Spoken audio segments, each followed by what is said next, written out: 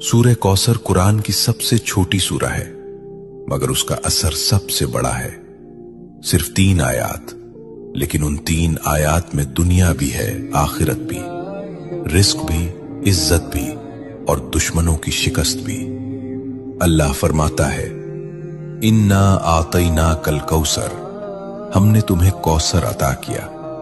ये सिर्फ नबी करीम सल्लल्लाहु अलैहि वसल्लम से खिताब नहीं, ये उम्मत के लिए पैगाम है।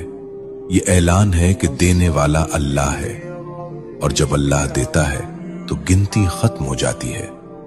कौसर का मतलब सिर्फ जन्नत की नहर नहीं, कौसर का मतलब है खैर कसीर, बेशुमार भलाई, ऐसा रिस्क जिसमें कमी ना हो, ऐसी बरकत जिसमें जवाल ना हो। लेकिन सवाल यह है कि आज हम ये सूरा पढ़ते हैं, फिर भी तंगी क्यों है, फिर भी दिल बेचैन क्यों है, फिर भी इज्जत के लिए दर दर क्यों जाना पड़ता है। यहां एक नुक्ता है, और यही नुक्ता अक्सर लोग खो देते हैं। सूरह कौसर सिर्फ जबान से पढ़ने की सूरा नहीं, ये मिजाज बदलने की सूरा है, ये शिकवा छोड़ने की सूरा है, ये शुक्र सिखाने की सूरा है। जो अल्लाह पर छोड़ देता है, अल्लाह उसे कौसर अता करता है।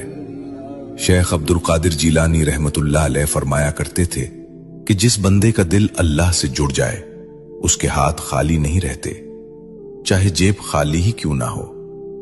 सुनो, रिस्क सिर्फ पैसा नहीं, सुकून भी रिस्क है, सेहत भी रिस्क है, औलाद की नेकी भी रिस्क है, और इज्जत से जीना ये भी रिस्क है। सूरह कौसर हमें सिखाती है कि पहले अल्लाह की नेमत को पहचानो, फिर उस पर शुक्र करो। फसल्लि लिरब्बिका वन्हर, अपने रब के लिए नमाज पढ़ो और कुर्बानी दो। यानी अगर कौसर चाहते हो तो ताल्लुक मजबूत करो, नमाज को बोझ नहीं, मुलाकात समझो। आज हम चाहते हैं कि रिस्क बढ़े, लेकिन नमाज टूटी हुई है।